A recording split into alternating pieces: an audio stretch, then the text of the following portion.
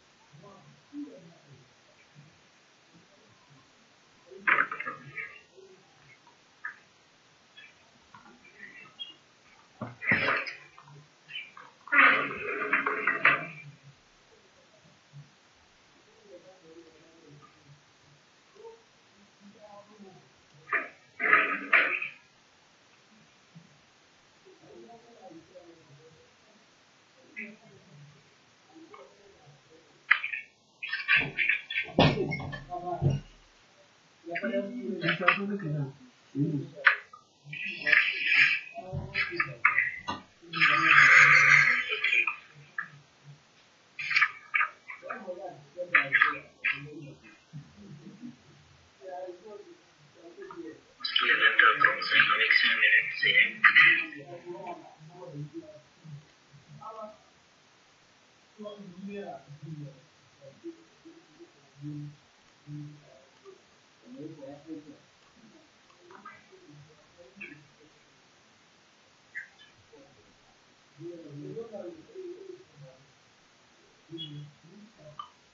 Alors, bonsoir à tout le monde. Bonsoir. Bienvenue dans notre session. J'arrive. Je vais laisser.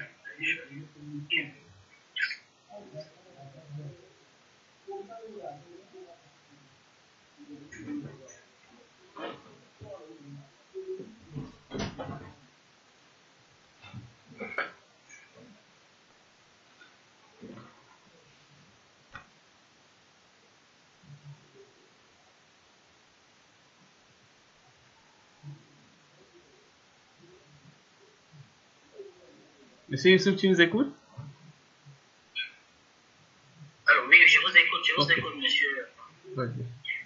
Alors, comme je disais, en fait, je n'arrivais pas à basculer de l'autre côté, mais je pense que c'est.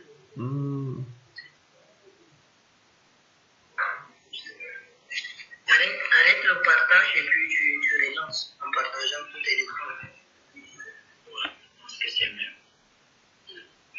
D'accord. Bonsoir à tout le monde. Bonsoir aux panélistes. Je pense que pour le moment, nous accueillons M. Delou, que je vais présenter tout à l'heure. Mais qu'à cela nous tient en guise d'introduction à notre partage que vous avez étudié ou bien informationnel ou bien d'orientation. Appelez à cette session comme vous voulez, mais ça ne sera pas comme un cours magistral, comme une présentation doctorale. C'est tout simplement une session de partage d'informations, de réseautage, une session de je sais pas comment dire, mais une session tout simplement de partage d'informations et d'orientation des jeunes.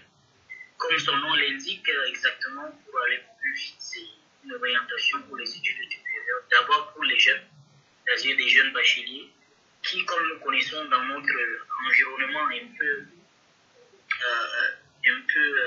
très difficile, où l'accès à l'information souvent n'est pas facile pour des jeunes, dans le Cameroun et encore plus dans la partie septentrionale du Nord.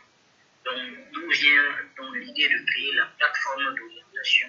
Nous avons commencé avec le groupe WhatsApp à travers laquelle nous avons partagé, nous avons émis l'idée de partager aujourd'hui cette réunion Zoom, cette série éducative, ce partage, je veux dire.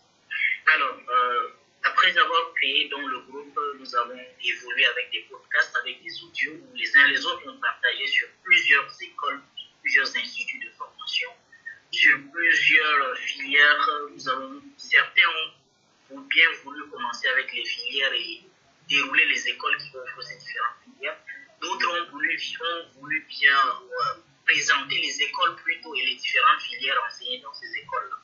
Mais quelle qu'en soit la méthode et l'angle par lequel on entend le sujet, il reste important et crucial pour nos jeunes cadets.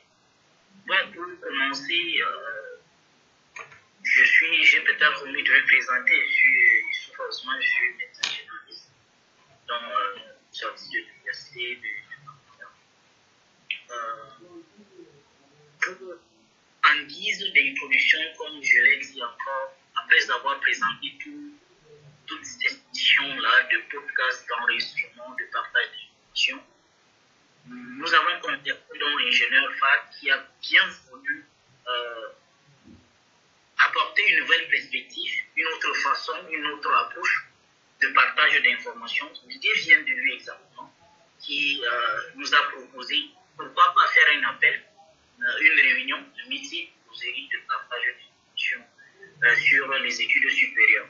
Donc, après avoir brossé de manière superficielle les informations sur les écoles au Cameroun, nous avons bien voulu organiser d'autres réunions, d'autres perspectives, entamer notre côté de notre objectif qui concerne les études supérieures à l'extérieur.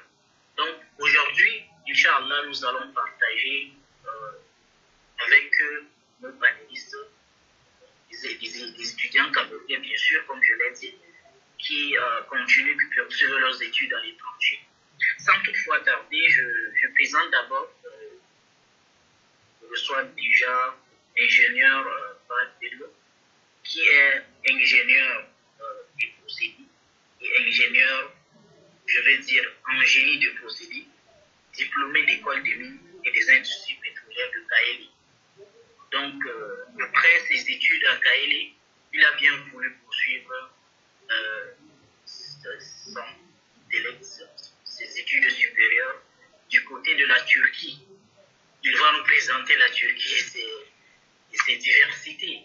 Bon, il va parler aujourd'hui sur 5 différents axes, comme je l'ai partagé avec vous sur plusieurs axes. D'abord, en ce qui concerne l'admission. L'ingénieur Badbello va nous présenter les différentes. Bref, ce n'est pas une présentation, mais on va aller de pas en pas. Nous allons partager, comme je l'ai dit au début, comment est-ce qu'un étudiant camerounais, ou bien si vous me le permettez, un élève fraîche, sorti de lycée classique modèle de Garonne, par exemple, permettez-moi le mot, sorti de l'école bachelier jeune, qui aspire à aller en Turquie. Ingénieur FAD, ça se passe comment? Je vous donne l'opportunité de vous présenter, si vous voulez bien. Peut-être j'ai omis quelque chose, ou bien même j'ai toutefois changé quelque chose dans la présentation. Donc, je vous donne l'opportunité déjà de vous présenter de manière plus claire et puis répondre directement à ma première question. Un élève fraîche sorti du bac avec le bac C, D, je ne sais pas, vous allez vous permettre de naviguer dans les différentes filières. Comment est-ce qu'il se retrouve en Turquie? Ok, bonsoir à tous. Je suis Mohamed Bello. Communément, on m'appelle Fahad Bello.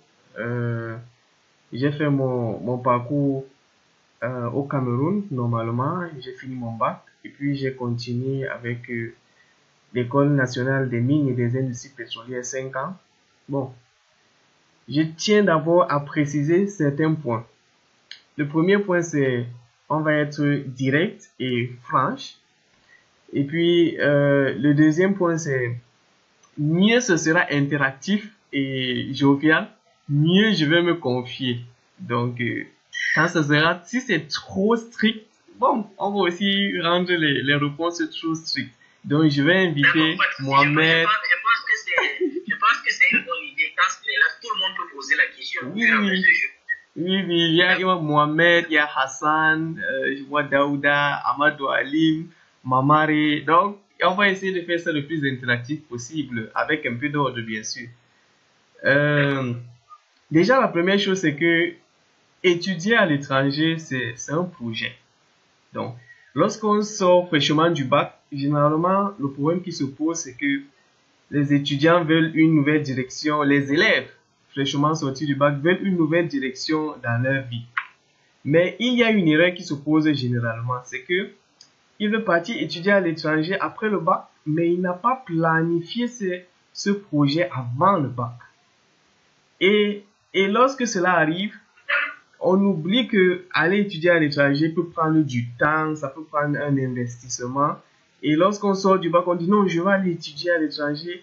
Et puis on se rend compte que le challenge est grand et que ce n'est pas possible. Et tout le monde se rabat, donc je vais faire. On pense que la vie est rose dans ton figure. Donc, genre, il faut déjà savoir que c'est un projet.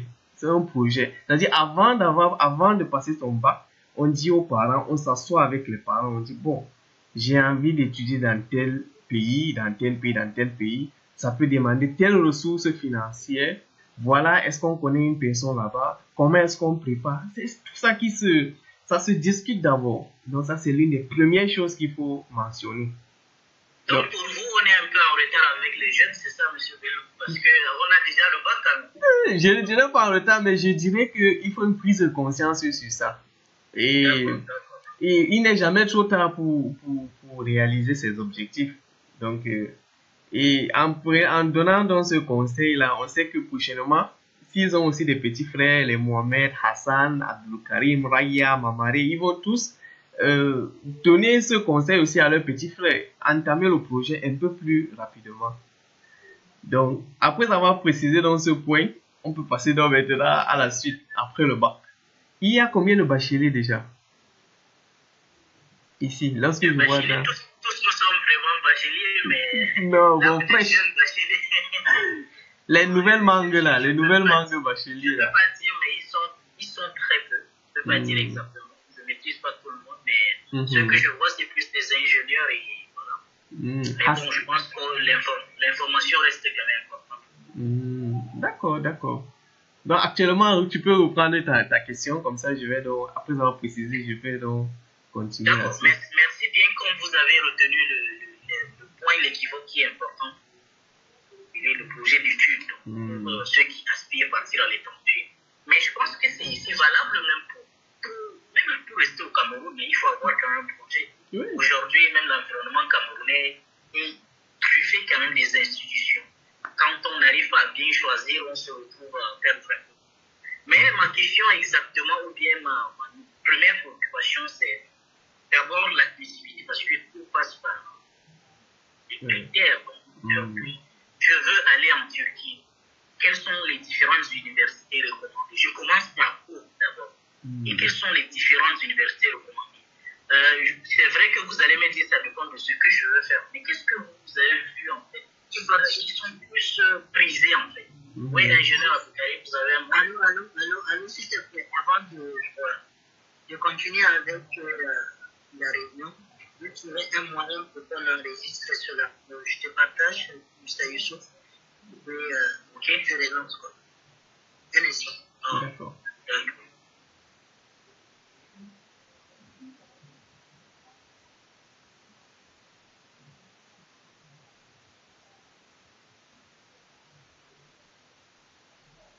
C'est vrai que moi aussi j'ai fait un petit truc pour essayer d'enregistrer à la va-vite. J'espère que ça va compenser avec sa méthode d'enregistrer. Moi, ce que j'ai avec D'accord. quelques-uns. Toutes nos excuses peut-être pour les uns et les autres. Youssouf, Ouais. WhatsApp. Essaye de te connecter, de copier le lien là. De copier le lien. Tu t'es envoyé ça par WhatsApp. Tu copies le lien. Tu mets Là, ça je me sur... connecte sur ma machine, c'est ça? Est-ce que tu as WhatsApp sur ta machine? Sinon, je t'envoie ça par mail. Par mail, c'est mieux. Non, laisse par mail. Je t'envoie ça sur le lien ici. Tu peux récupérer, non? Les messages là.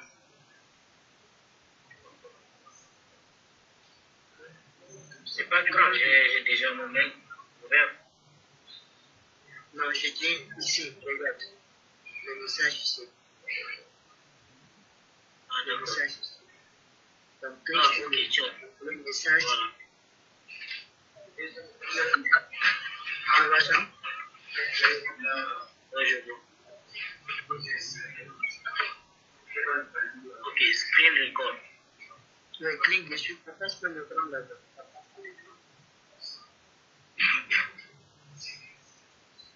Ouais, mais il y a un appareil là. Parce que partage d'abord ton écran. Pardon? Partage ton écran. D'accord.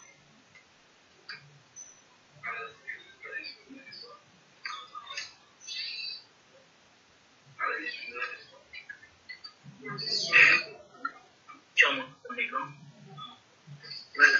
Vas-y sur la... Voilà. Screen. Vas-y sur... Voilà. Tu vois ici. C'est bon. Tu lances sur record. Record. Ici. Oui.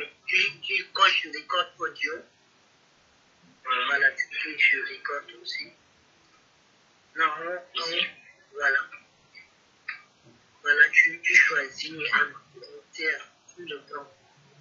Ou bien juste pour l'autre là, on appelle ça comme pour la conférence.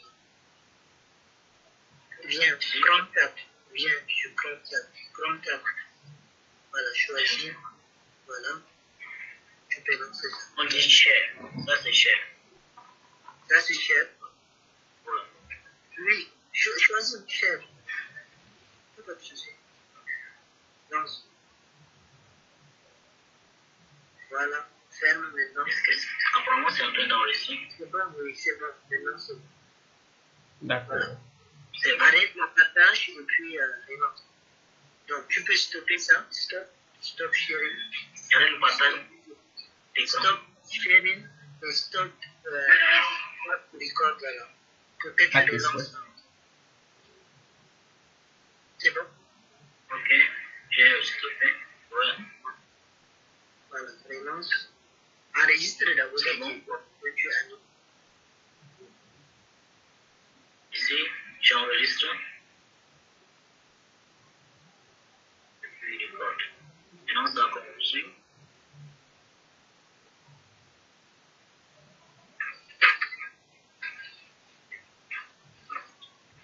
Ok.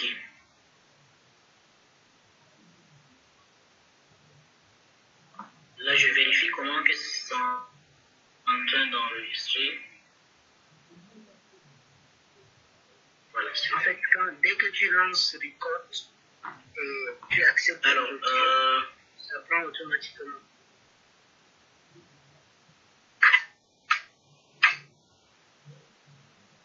D'accord. J'arrête d'abord.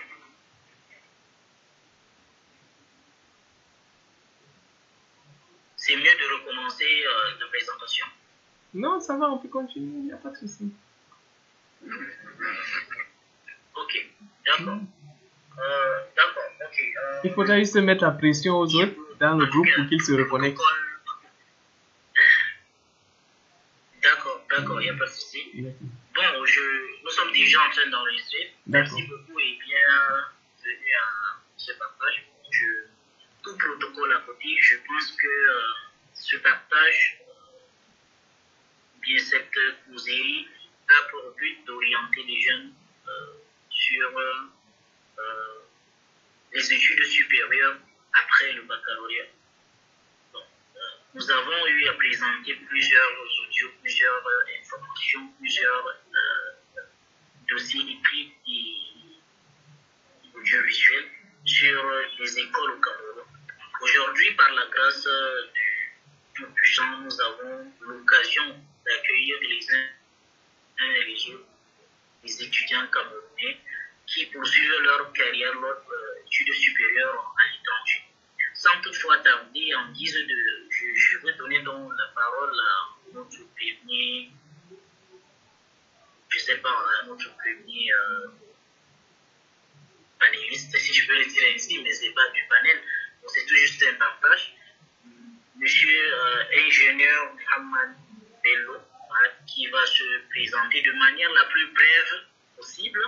Et on va continuer donc, Inch'Allah, là où nous sommes arrêtés, avec l'orientation et l'admission. Parce que vous avez la parole, mais ça sera, comme je l'ai dit, comme nous le répétons toujours, ça sera de manière, comment je vais dire, un partage. Donc, si vous avez la parole, vous pouvez prendre la parole au fur et à mesure que nous évoluons. Ça sera plus interactif, ça sera plus intéressant quand les uns et les autres réagissent avec des questions, mais de manière plus ordonnée. Donc, nous aurons des parties, 6 points exactement, pour chaque pays, de manière rapide, Inch'Allah. Ingénieur Fadelo, donc vous avez la parole pour la petite présentation et introduction, si vous voulez bien, et la première partie de notre partage. Ok. En tout cas, comme je le disais, c'est un plaisir. Donc, je suis aussi un étudiant comme tout le reste. Donc, juste que j'ai décidé de venir par ici, en Turquie, pour continuer la suite de mes études après mon diplôme d'ingénieur de l'université de Maroua. Donc, en fait, je veux vraiment être interactif. Alors, on va donc juste, comme on l'a déjà mentionné, que le plus important, c'est de préparer le projet pour qu'il soit réussi et que ce ne soit pas une décision de dernière minute ou bien une décision improvisée. Donc, la plupart des parents doivent donc être au courant des choix de l'élève. Bon, on a commencé avec la première question qui est l'admission dans les universités, n'est-ce pas? Oui, bien sûr. Donc, pas l'admission seulement, mais vous allez peut-être ensemble parler des différentes universités et les différentes façons d'être admis. Ouais, je vois. En tout cas, pour essayer de planer le décor quand même, c'est ici vraiment, les universités sont, alhamdulillah, c'est-à-dire que ce soit le standing, que ce soit l'infrastructure, comment est-ce qu'ils construisent l'université, c'est nickel. Alors, d'une manière générale, ils sont quand même ouverts pour les étrangers, pour l'admission pour les étrangers. Pour ceux qui peuvent se le permettre, c'est ouvert. Et puis, c'est possible. Ce n'est pas un rêve, c'est pas comme le rêve américain et tout. Pour la Turquie, c'est vraiment faisable. Bon, il y a des universités recommandées, mais je tiens à préciser que ça dépend des filières aussi qu'on choisit. Par exemple, monsieur Youssouf, vous faites dans médecine, n'est-ce pas? Voilà. La médecine, c'est l'une des filières les plus compliquées à avoir ici en Turquie. Bon, là, c'est juste un exemple. Pourquoi? Parce que je pense que même... Je suis disqualifié de prime abord. Vous faites partie des moins de 10%, en tout cas, les moins de 5% probablement. Parce que c'est comme au pays, je pense, comme au Cameroun. Oui, mais c'est pas la particularité de la Turquie. Je dois préciser que la médecine, c'est pas difficile. Voilà. C'est pas une particularité de la Turquie. Voilà, donc en général, ça dépend des filières. Et pour le moment, les filières qu'on a, par exemple, ceux qui s'engagent à venir en Turquie, la majorité, les filières qu'on a, c'est des filières reliées à, je dirais, le commerce, l'administration, les relations internationales, la diplomatie, on dirait encore quelle autre filière, la philosophie, les arts, Quelle autre filière? Il y a aussi les filières scientifiques comme l'ingénierie. Bon, ça, ce sont les filières les plus cotées et les plus accessibles, d'une manière générale. Mais médecine, et quoi d'autre là? Il y a une filière architecture. Architecture, bon, ça, sont les filières un peu plus réservées. Par exemple, le domaine des mines, pétrole, c'est très, très réservé. Qu'à cela ne tienne, pour le reste, c'est facile. Réservé, mais possible, c'est ça, monsieur Bello? Possible avec beaucoup de détermination et de bonne préparation du projet. Mais pour le reste, c'est-à-dire tout ce qu'on a cité avant, tout ce qui est philosophie, littérature, commerce, administration, relations internationales, tout ce qui va dans ce sens-là, c'est très facile. C'est très facile. Donc, ça, c'est concernant l'admission en général. Bon. Et les universités, on a deux types. Comme dans tout système, on a les universités d'État et les universités privées. Donc, pour passer, entrer dans une université d'État, forcément, il y a un concours, comme dans toute autre université d'État, il y a un concours. Et généralement, ici, les gens, ils font le IOS pour pouvoir entrer dans les universités d'État. Et la deuxième option, c'est les universités privées. Alors, je vais pas vous couper, monsieur. Non, il n'y a pas de souci. Il y a une question, il y a une question qui me donne. Je me rappelle quand je passe le bac, je dis que je vais aller à l'étranger. Mais si je pose cette question de manière la plus banale possible, pourquoi la Turquie en fait? C'est accessible, d'accord, mais pourquoi la Turquie? Aujourd'hui, je voulais faire médecine. Je me suis un peu renseigné à gauche et à droite parce que je vais un peu confier aux participants aujourd'hui. Pour moi, en terminale, je dois aller au Canada ou rien. Soit je suis au Canada après le bac ou rien. Mais après, on se rend compte que ça change. Pourquoi la Turquie donc? Pour un étudiant simple. La première question que son père me demande, pourquoi tu veux aller en Turquie? Alors, je dirais forcément, c'est le coût d'investissement que ça demande. Parce que il faut pas oublier aussi que les parents, c'est vrai, ils veulent nous donner la meilleure éducation, mais ils vont pas nous inscrire à Harvard ou à Oxford. Pourquoi? Parce que c'est un investissement qui coûterait un bras. C'est un investissement qui finirait le parent. Donc, la Turquie est déjà une destination intermédiaire en termes de qualité de vie et de coût de vie et de coût d'investissement. Ça, c'est l'un des premiers paramètres. Parce que lorsque tu vas dire à ton père, je vais aller étudier quelque part, il va te demander, c'est cher ou ce n'est pas cher? Ça, c'est clair. Oui, c'est la première question. Oui, donc en termes de coût d'investissement, c'est déjà accessible pour nous, Africains. C'est déjà accessible. Vous savez, par exemple, qu'au Canada, par année, en moyenne, on peut dépasser 15 000 $ en moyenne. Vous savez? Donc, imaginez donc pour un parent qui convertit 15 000 $ en francs CFA. Mais la facture, elle est salée. Donc, c'est 9 millions pratiquement. Voilà, donc c'est salé, c'est vraiment salé. Et ça, c'est juste pour un seul enfant. Imaginez s'il a 2, 3 enfants, ça devient compliqué. Donc, déjà, premier paramètre, c'est accessible en termes de coût d'investissement. Et puis, deuxième paramètre, en termes de culture et en termes d'adaptabilité. Parce que, en réalité, venir de ce côté, les comportements ne sont pas très occidentalisés dans certains cas par rapport aux États-Unis et à ces autres pays. Donc, le parent voit son enfant ne va pas perdre carrément la route. Je ne sais pas si vous voyez l'analyse que j'essaie de faire. Donc, il se dit non, si mon enfant va aux États-Unis. Oui, il se dit si mon enfant va aux États-Unis, il va devenir tel, il va devenir braqueur, il a déjà une idée des États-Unis machiavélique. Mais lorsqu'on lui dit la Turquie, il dit bon, ils sont quand même un peu plus respectueux, la culture elle est un peu plus proche de notre, comment on dit, cocon africain. Il se dit bon, mon enfant ne va pas s'égarer. Donc, quand on prend en compte ces deux facteurs, on se dit bon, c'est déjà une bonne destination.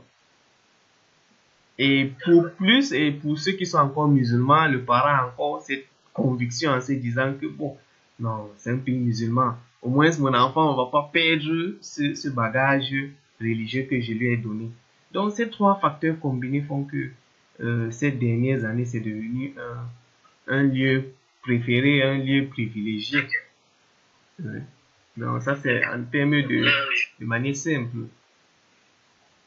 Là, je retiens que la Turquie a des universités accessibles avec des filières, bien sûr, bien déterminées, mais la plupart des filières sont accessibles, sauf pour la médecine, la chirurgie, comme vous avez dit, pour le prendre. Ouais. Et puis, les différents avantages par rapport à d'autres pays. Bien sûr, la Turquie, c'est l'Europe.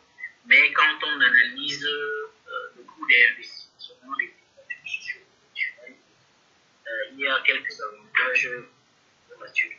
Alors, sans toutefois regarder, c'est quoi donc le parcours, si vous voulez, ingénieur, je vais être ingénieur sorti du bac en Turquie, les différentes étapes. Qu'est-ce qu'on doit faire en fait pour se retrouver en Turquie? S'il est intéressé par une filière, il pourra. En fait, l'objectif c'est d'orienter vers voir l'information nécessaire. Ok. Si je dois donc résumer les différentes étapes de manière très simple pour que tout le monde puisse comprendre, c'est première chose, je définis ce que je vais faire. Deuxième chose, je choisis une université qui propose les filières que je vais faire. Après avoir défini donc cette université, choisi cette université, j'essaie de savoir est-ce que l'université est publique ou privée. Si l'université est publique, je mets en tête que je dois faire un concours d'entrée, donc un examen qu'on appelle IELTS. Si l'université est privée, je n'ai pas besoin de faire de concours, mais ce sera un peu plus cher. Les universités publiques sont moins chères alors que les privées sont un peu plus chères, mais les conditions d'accès sont faciles. Donc je pense que Hamidou, Mamare, Aboubakar. Avec les universités ou le gouvernement. En fait, on discute avec l'université ou le gouvernement, en fait, je comprends pas. On discute avec l'université. Donc, quand la première chose que je fais, je cherche l'université, c'est ça? Oui, juste sur Internet, vous pouvez avoir toutes les universités ont des sites web. C'est juste pour voir où est-ce que l'université est située, quelles sont les filières qu'elle propose et quels sont les prix et les barèmes. C'est juste ça. C'est juste ça, juste pour savoir où est-ce que je m'en vais en fait. Alors, lorsque maintenant... Est-ce qu'il y a des universités que vous recommandez en Turquie, d'après vos expériences, en tout cas vous avez fait quand même des recherches? Qu'est-ce qui vous a fait en fait choisir l'université où vous êtes par exemple? Bon, moi mon cas il est différent. J'aimerais préciser parce que... Est-ce qu'il y a en fait des secrets? Est-ce qu'il y a en fait des secrets? Oui, d'accord, parce que vous avez parti après les études d'ingénierie. Mais moi je parle des jeunes machines. Ouais. Bon, c'est vrai que je ne voulais pas donner le secret sans avoir expliqué. Je ne voulais pas donner le secret sans avoir expliqué la procédure. Parce que ne faudrait pas que les gens tombent directement dans le système de connexion ou bien le système qu'on a habitué au pays, alors qu'il y a une procédure qu'il faut connaître. Je vous laisse parler. D'accord. Donc non, il n'y a pas de souci. Donc, comme je disais, donc, il faut d'abord que la personne sache que bon, voici l'université que je vais faire. Voilà donc la filière que je vais faire. Voilà où l'université est située. Lorsqu'il a déjà ça en tête, ce qu'il fait maintenant, c'est soit il contacte directement l'université. Là, c'est la procédure personnelle que lui-même il fait. Soit il passe par une agence. Je pense qu'on est d'accord jusqu'à ce point. Ah bon? J'aimerais que Aboubakar intervienne. J'ai l'impression qu'il est là depuis et que j'aimerais qu'il intervienne quand même. Aboubakar, tu nous écoutes? C'est ça? Oui, je vous écoute. Ok. On aimerait que ce soit interactif, donc si vous pouvez intervenir de temps en temps, ne vous inquiétez pas. Tu as une question? Bon, pas pour le moment. Je comprends très bien, il n'y a pas de souci. D'accord. Ok, Kaou, tu nous écoutes? Merci, bonsoir, monsieur. Oui, je vous écoute parfaitement. D'accord. C'est vrai que je suis une zone limite. D'accord. Mamare, bonne arrivée. Il y a aussi Hamidou qui est là. Ok, Hamidou, salam. Comme ça, là, je suis suspendu à voler, monsieur Vélo. Ok. Donc, on disait donc que après avoir donc défini donc la filière, choisi l'université, maintenant, soit on décide de faire la procédure par soi-même, personnel, soit on passe par une agence qui va faciliter la procédure. C'est bon pour tout le monde. Maintenant, la première option, lorsqu'on veut faire personnellement, c'est-à-dire on contacte l'université personnellement, l'université va nous demander les preuves de documentation qu'on a eu le bac, qu'on est vraiment fraîchement sorti, et l'université va analyser notre candidature, et l'université va nous donner les conditions d'admission. En fonction de l'université, les conditions d'admission peuvent être, si vous voulez étudier par exemple en turc ou en anglais, les conditions d'admission diffèrent. Donc si vous remplissez ces conditions d'admission et que vous fournissez les documents, ce n'est pas la magie, c'est des documents simples. On vous demande juste votre bac, on va vous demander les notes que vous avez eues peut-être en seconde, première, on va vous demander est-ce que vous avez le passeport, est-ce que ces petites questions-là.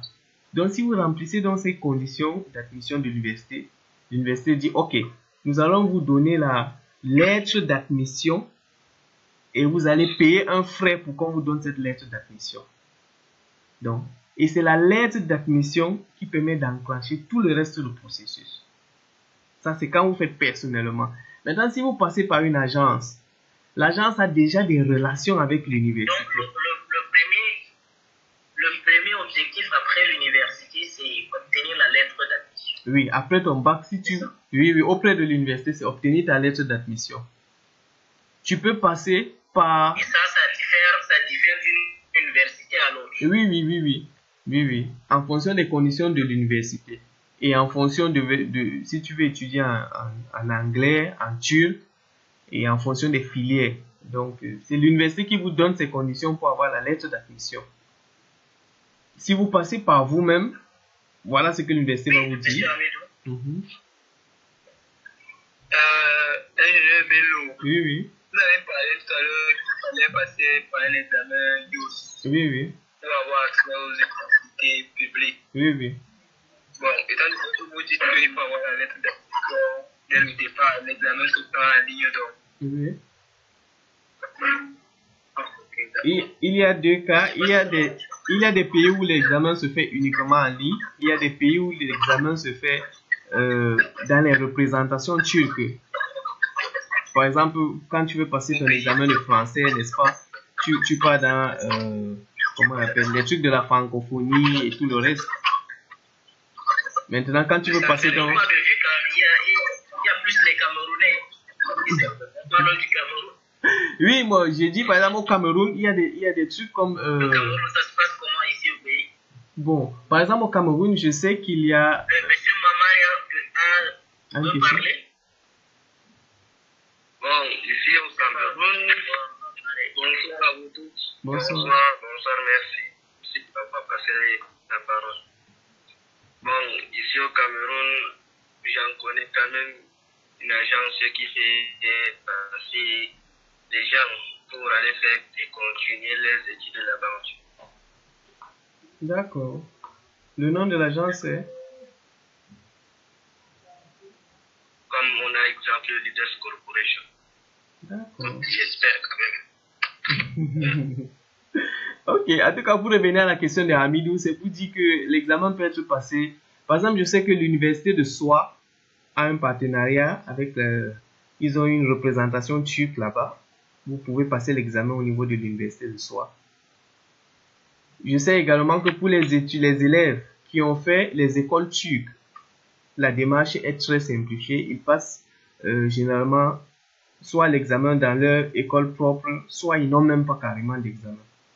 Donc, ce sont les deux options que je connais pour le moment. La troisième option doit rester l'examen en ligne.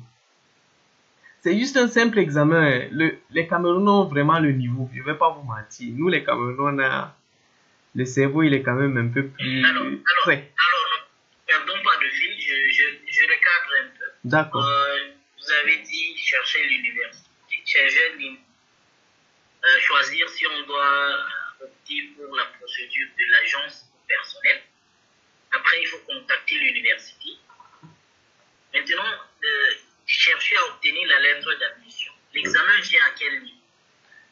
L'examen vient Ok. Pour les universités publiques, l'examen vient avant de vous donner la lettre d'admission.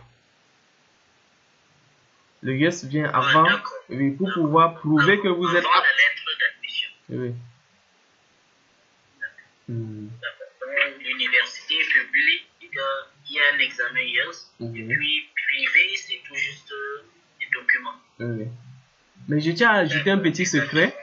Donc, après la lettre d'admission, continuons donc pour avancer. D'accord. Après la lettre d'admission, donc, vous avez donc votre ticket d'or pour pouvoir postuler à l'ambassade au Cameroun, l'ambassade de la Turquie.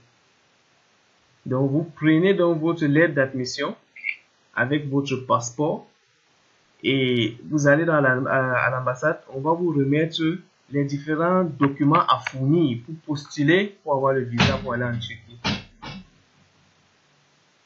Donc, alors, généralement, ce qu'on demande, c'est de prouver que, d'amener votre casier judiciaire, ce genre de pièces, en fait. Donc, juste pour, oui, ce sont les différentes pièces que vous devez fournir pour qu'on vous donne le visa étudiant pour aller étudier en Turquie. Donc, mais depuis là, pour relâcher un peu l'environnement, vous n'avez pas parlé de l'argent quand même. Je suis déjà... Ça dépend. Personne n'a parlé de l'argent. Bon. Jusque-là, c'est encore gratuit. Bon, allons-y, allons-y. Vous voulez savoir quoi sur l'argent? Monsieur Kaou, ou bien Mamari? Pardon? Les bourses ne peuvent pas être gratuites. On dépose les bourses. Est-ce que les bourses peuvent être gratuites? Non, je ne pense pas. On dépose les dossiers, on fournit les pièces, on compose. C'est ça, non? Ouais, c'est clair, c'est clair. Je suis d'accord avec vous. En fait, depuis là, j'ai pas entendu quelqu'un parler de l'argent. C'est juste ma préoccupation. C'est vrai quand même. L'orientation est de deux côtés. Peut-être, je dis pas qu'il faut donner le coût exact, mais juste une estimation. Peut-être qu'à tel niveau, vous préparez de l'argent. À tel niveau, vous préparez de l'argent. Ok, déjà si c'est pour passer par une agence, passons d'abord par l'agence. Généralement, ils demandent 400, 500, 600 $ pour avoir la lettre d'admission.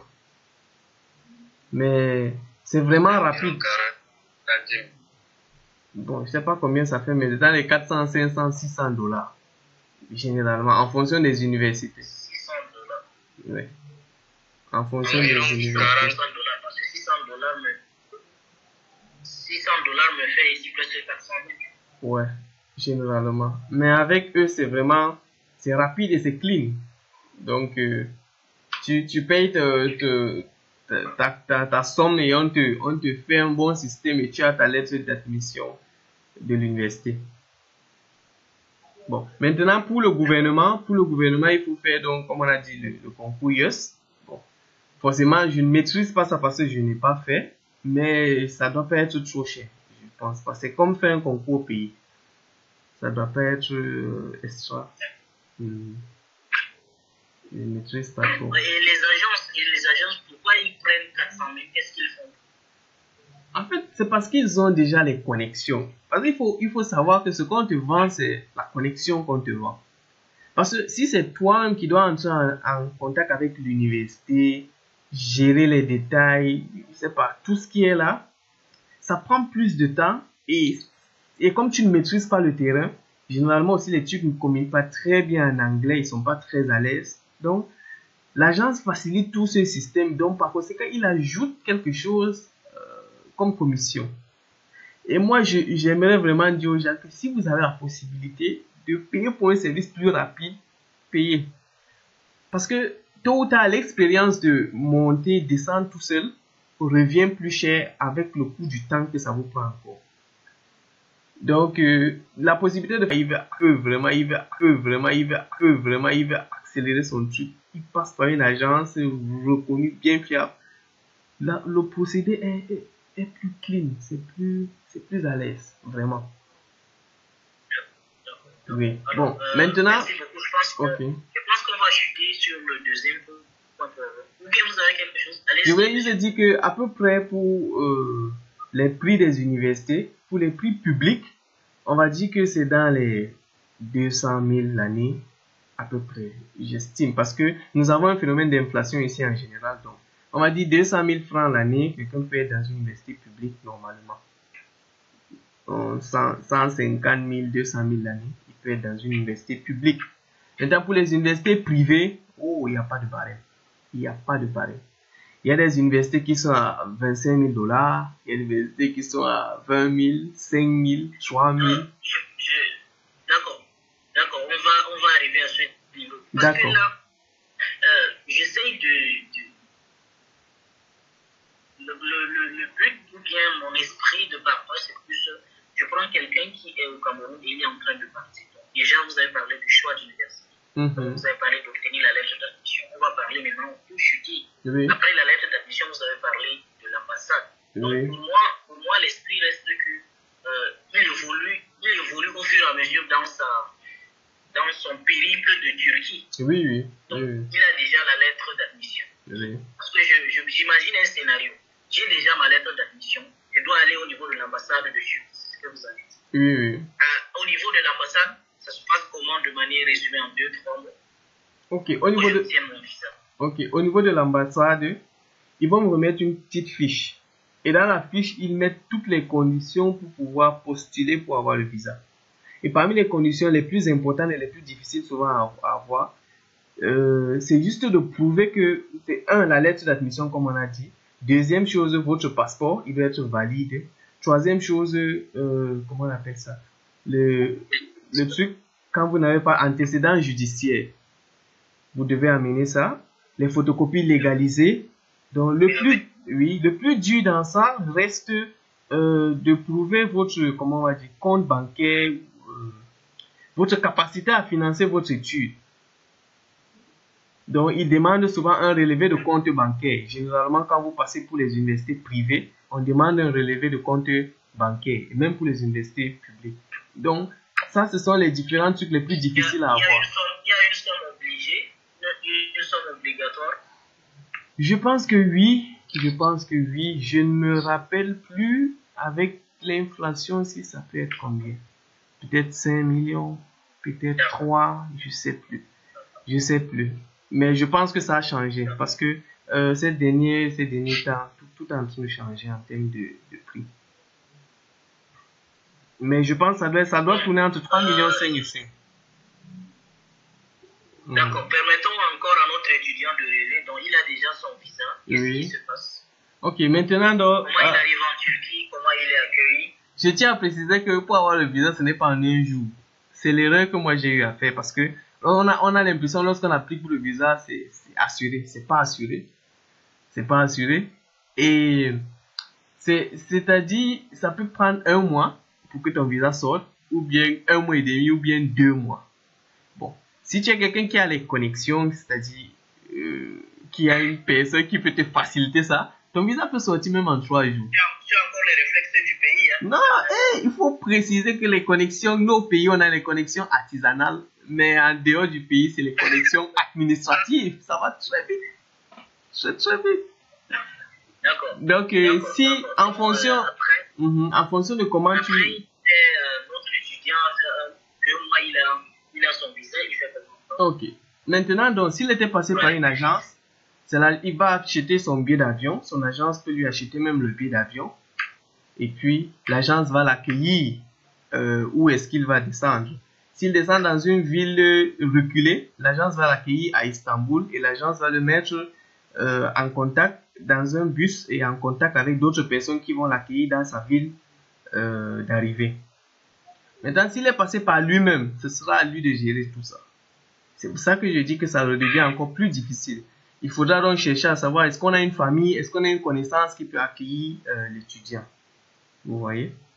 Pourtant, si il passe par une agence sérieuse, l'agence sérieuse va tout faire pour trouver un autre étudiant qui va l'accueillir, qui va l'amener même à l'université, qui va lui faciliter l'inscription, qui va le présenter et tout ce qui va dans ce sens. Oui, monsieur Mamare, vous avez la parole. Donc, si vous passez par une agence, exemple comme le campus universel, Bon, vous passez par une agence, c'est l'agence qui prendra toute votre charge à l'arrivée. Je ne pas jusqu'à l'arrivée. Oui. C'est ça? Oui. D'accord. Oui. Là, je vous donne alors l'occasion de partager peut-être le site ou bien les informations sur l'agence là dans notre groupe WhatsApp. D'accord? Merci. C'est possible. Il faut vérifier. Est-ce que l'agence est vraiment fiable? Comment est-ce qu'on peut s'approcher de là? Oui, c'est une bonne remarque, M. B. Ouais. Donc, vous pouvez partager ça dans le groupe, le nom de l'agence et le site de l'agence et comment aller au niveau de l'agence. Je sais que les autres informations, on peut l'obtenir dès qu'on est à l'agence. Oui. D'accord. Alors, arrivé en pays d'accueil, soit il est accueilli par l'agence, soit il se bat avec l'hôtel, là, c'est à lui de programmer son projet. Oui. Alors, notre jeune étudiant a dit qu'est-ce qu'il doit faire après? Ok. La première étape maintenant, c'est aller se présenter à l'université. Il doit donc aller à l'université avec tous ses documents et puis faire preuve d'acte de présence. On va l'enregistrer dans le système. Étape très importante. On doit l'enregistrer dans le système et reconnaître que c'est un étudiant actif. J'espère qu'on est clair. Lorsque donc l'université va lui demander de s'enregistrer dans le système et va lui faciliter. Qu'est-ce qu'un étudiant actif, s'il vous plaît? Un étudiant actif, c'est un étudiant reconnu par l'université et qui a déjà payé sa pension de l'université. C'est-à-dire, il a rempli ses charges envers l'université.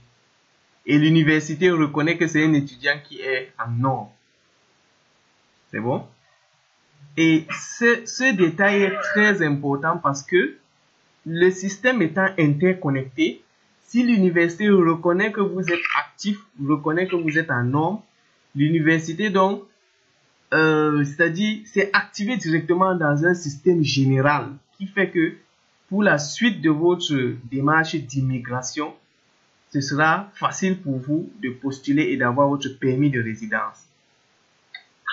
Parce que si l'université ne vous met pas en tant qu'étudiant actif, vous ne pouvez jamais obtenir votre permis de résidence. Et si vous n'avez pas votre permis de résidence, vous êtes rapatrié dans votre territoire après un certain délai. Donc généralement, Il ne faut même pas courir pour aller au campus, il faut d'abord aller à l'université et à l'administration. Oui, il faut aller parce que dès que vous arrivez, vous avez un nombre de jours, une validité qui vous permet de gérer votre démarche administrative. Et généralement, pour les étudiants, c'est 90 jours. Votre visa étudiant, c'est combien de jours? Donc, il y a la validité du visa et il y a la période, c'est-à-dire qu'on vous donne pour pouvoir gérer l'administration. Généralement, c'est 90 jours. Bon, il y en a pour d'autres, c'est 60 jours. Il y en a pour d'autres, c'est 30 jours, mais ça dépend. Donc, lorsqu'on vous donne, donc, pour les étudiants, généralement, c'est 90 jours. C'est que vous devez gérer votre procédure d'immigration, votre statut d'étudiant en 90 jours. Si vous n'arrivez pas à gérer cela en 90 jours, ça devient un problème. Vous voyez un peu. Donc, c'est pour ça que... Oui. Ouais, allez-y. C'est pour ça que lorsque l'étudiant arrive, c'est top chrono. C'est top chrono. Tout ce qu'il fait, il va à l'université. Donc, il faut régulariser son séjour, quoi. Oui, bien évidemment, vous ne pouvez pas venir vagabonder, faire ce que vous voulez, et après, non. Lorsque vous arrivez, vous avez 90 jours, vous allez à l'université, l'université active votre statut d'étudiant. Dès que c'est bon, vous allez maintenant au service d'immigration. Maintenant, on peut continuer. S'il y a des questions à ce niveau, il faut poser. Monsieur Ami, je ne sais pas, je donne peut-être 1 ou 2 minutes pour chuter parce que là, c'est peu temps. Monsieur Kaou Adam, il y a quelqu'un qui veut prendre la parole? Non, je n'ai pas. Alors, là, je pense que nous sommes sur la même longueur d'onde. D'accord. Pour chuter donc peut-être avec notre scénario d'étudiant, il a déjà son visa, il est arrivé, il est actif. Je présume il a payé sa pension, il connaît déjà sa filière, il connaît déjà là où il va. Oui. Maintenant, donc, la vie c'est pas seulement être au campus et rentrer. Comment ça se passe en fait? Il va dormir où? Il mange où? Les gens sont comment en Turquie? Ok. Je finis juste en disant que après avoir... Je finis juste en disant qu'après avoir eu son statut actif et qu'il est allé à l'immigration, il va juste donc appliquer pour pouvoir avoir on dirait son permis de résidence d'étudiant. Et puis lorsqu'il applique, tout est OK, on lui donne cela. Ça peut être pour 1 an, pour 2 ans, pour 3 ans. Et puis il est en règle.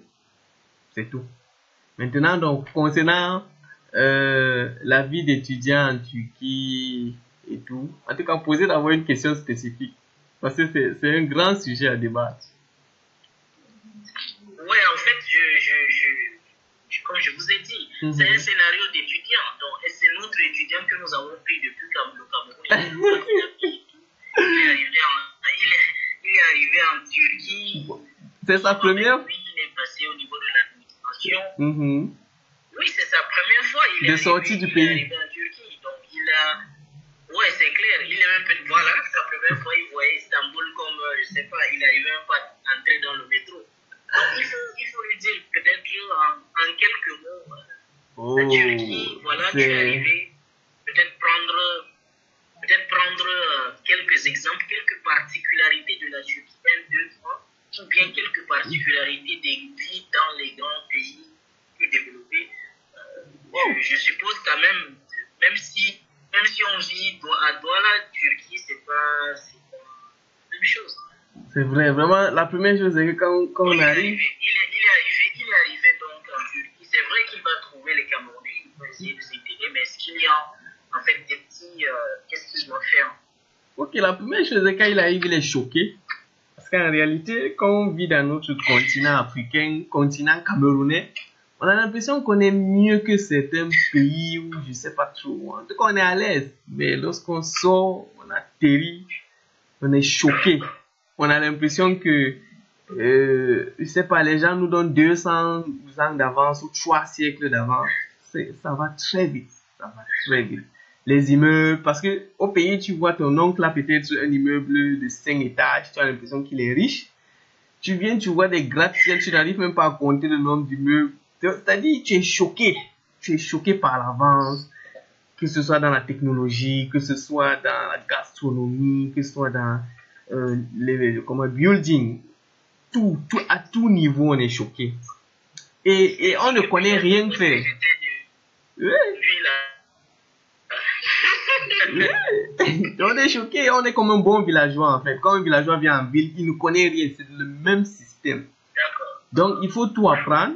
Et généralement, comme la langue est turque, puisque c'est le turc qui est parlé au quotidien, je donne toujours ce conseil, le même conseil qu'on m'a donné, de prendre son temps pour apprendre la langue turque. Si vous êtes venu pour étudier en turc, vous êtes obligé de faire 9 mois de langue turque. Mais si vous êtes venu pour étudier en anglais, vous allez apprendre la langue turque par vous-même. Donc, c'est la langue qui est parlée dans le quotidien. Mais est-ce que l'État offre des études en anglais? Ou bien c'est seulement en privé qu'on apprend l'anglais? Voilà. L'État, dans ses facilitations, veut promouvoir sa langue nationale qui est le turc. Est-ce que ça fait sens qu'on vous invite on vous invite et puis on prend son nouveau, on diminue vos frais pour que vous veniez étudier une langue étrangère? Ça fait pas trop sens. C'est une manière aussi de conquérir le monde. Il y a besoin de beaucoup d'énergie et quand j'entends le turc, c'est du perse, c'est de l'arabe. Bon, c'est pas dur. C'est trop de mélange là. Non, c'est pas dur en tant que tel. Il faut juste de la volonté et il faut mettre de l'attention, le focus. Lorsque tu essayes d'apprendre, tu apprends, c'est tout. En 1 an, généralement, la plupart des gens s'en sortent. 1 an, la plupart des gens s'en sortent. C'est pas trop la magie. Et puis, de manière ambiante, il n'y a pas... Pour le moment, bon, c'est vrai que l'atmosphère a un peu changé. J'ai dit que je vais être clair. L'atmosphère a un peu changé. Vous savez, lorsqu'un pays ouvre ses frontières pour un début, on attire du monde. Vous voyez où je vais en venir.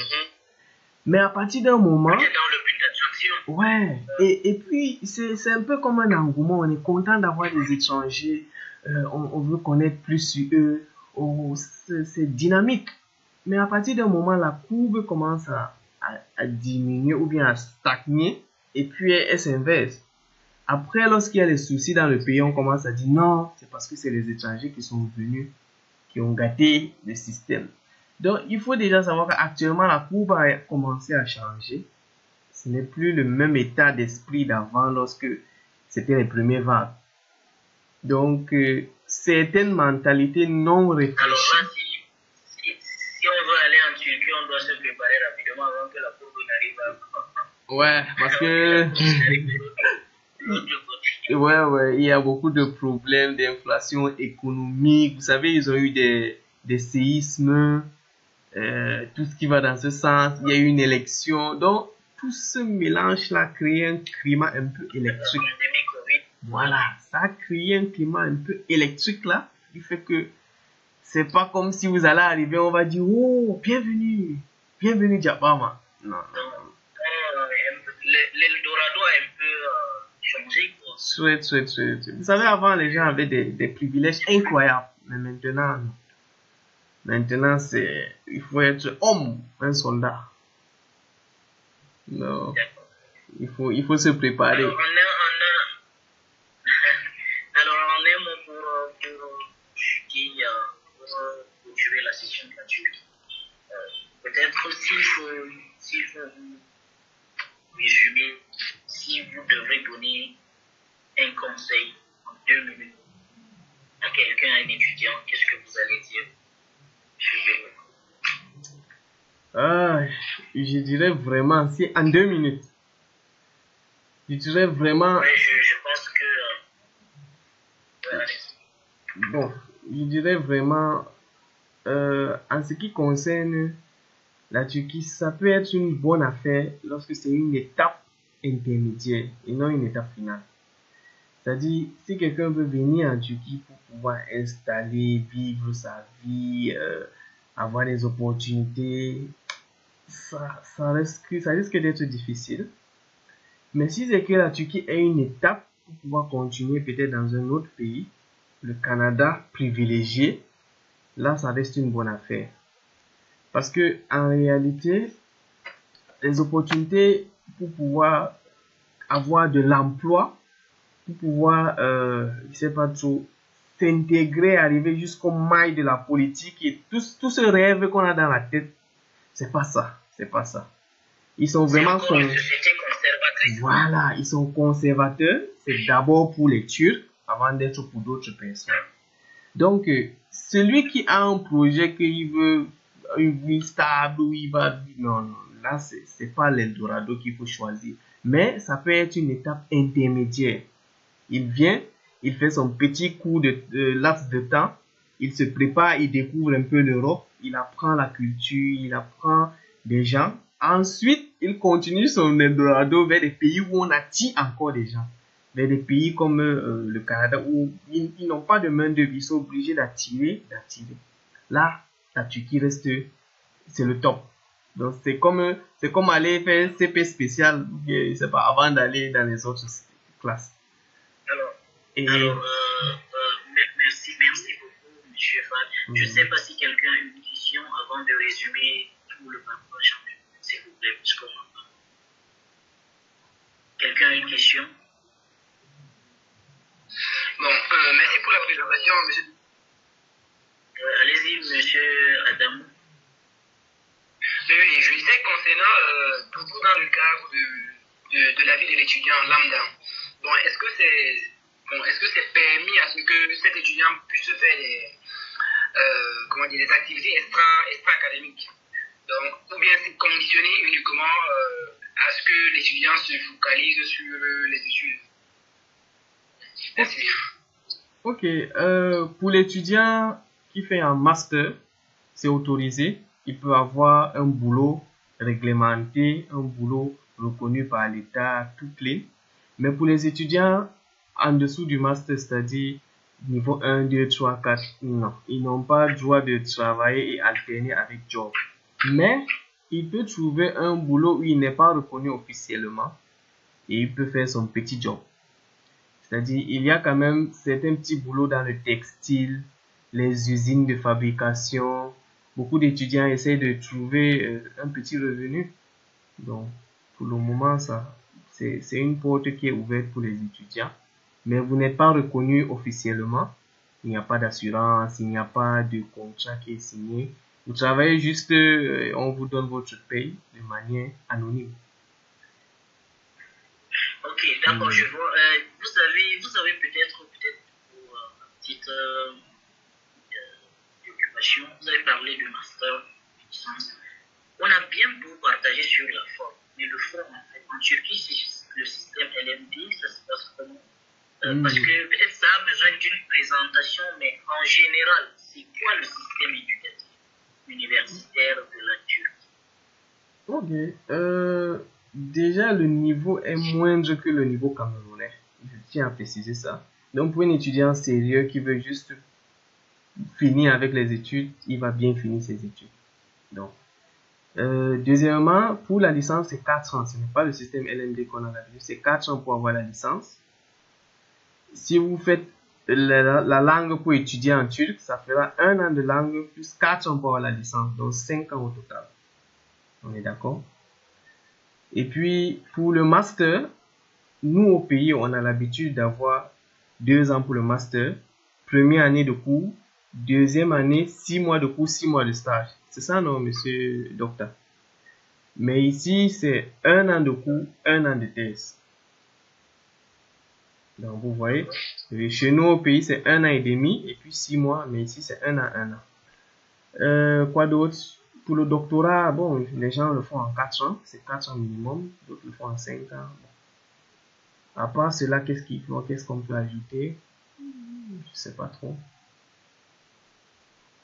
Ouais, je pense que c'est l'idée.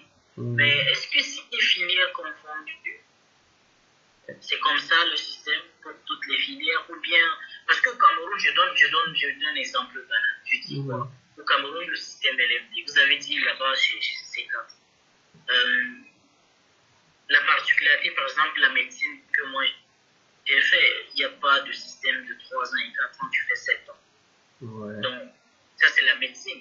Ouais. Donc, maintenant, est-ce que chez eux, il y a des filières particulières existent? Par exemple, on te dit l'agronomie, tu dois absolument faire 6 ans pour être ingénieur, par exemple.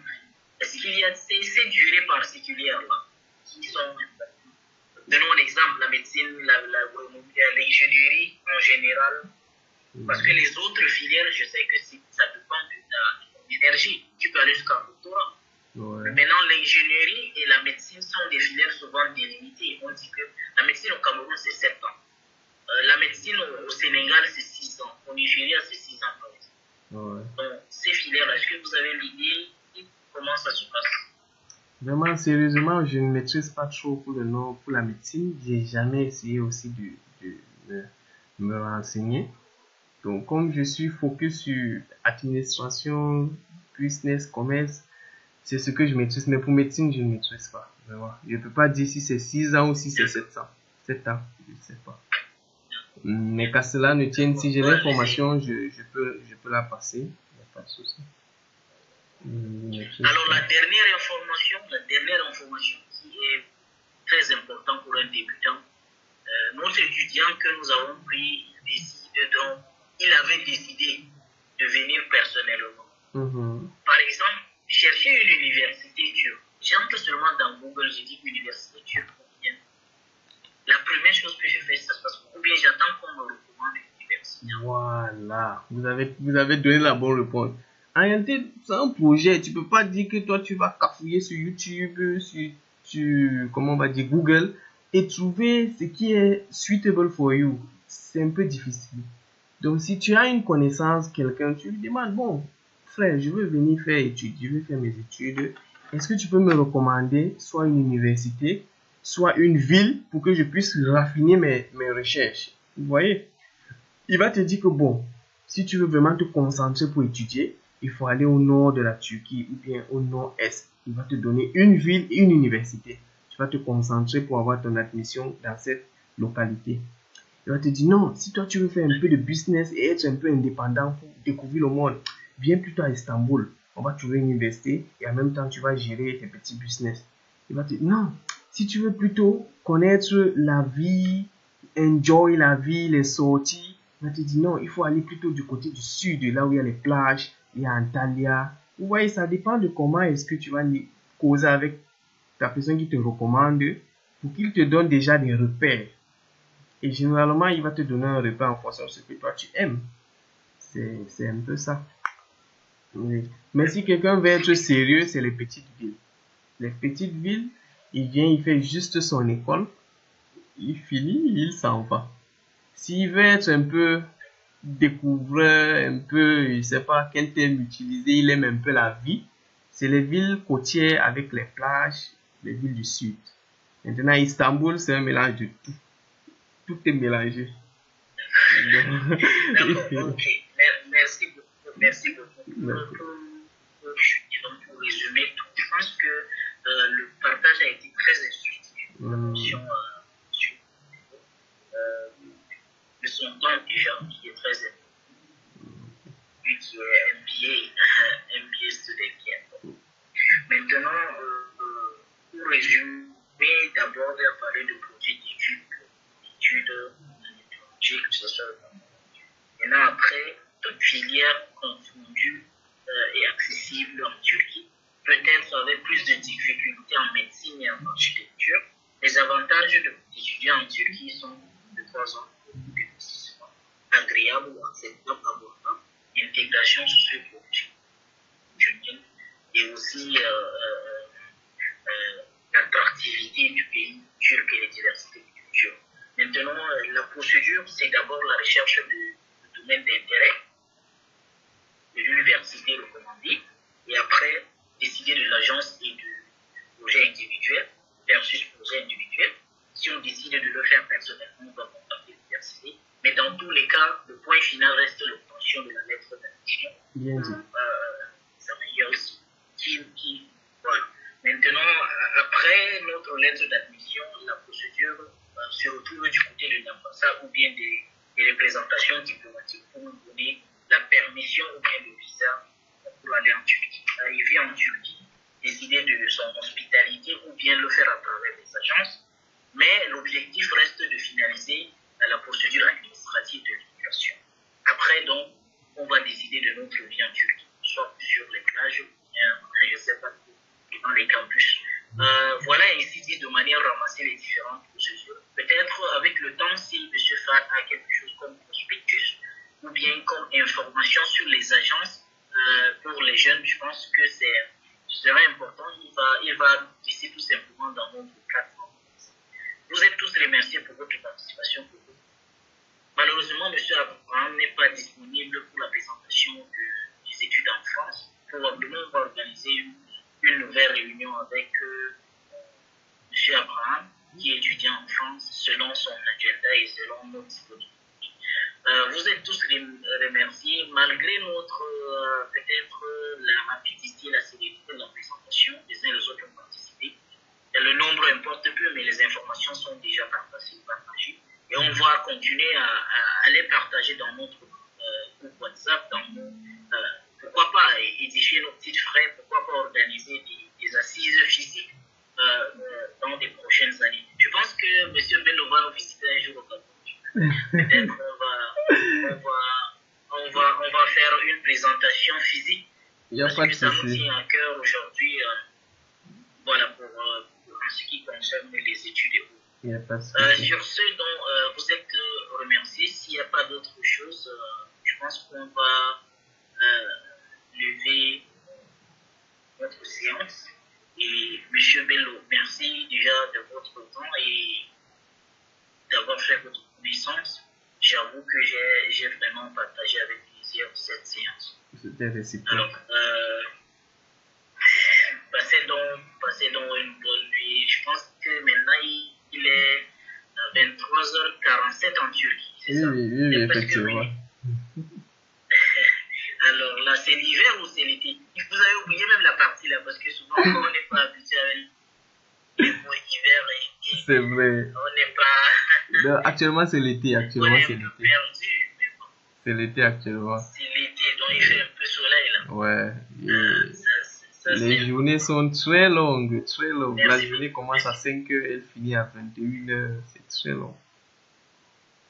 Heureusement que c'est pas le ramadan. Voilà. Ouh, Merci beaucoup. Donc, on va faire le montage. Donc, Je on pense va que essayer. si l'enregistrement est déjà prêt, je vais partager avec vous, Inch'Allah. D'accord, d'accord. Il faudrait qu'on essaye de découper ça et on fait ça un bon podcast, Inch'Allah. D'accord, merci à vous. Merci à vous. Je t'en prie, monsieur Kaou.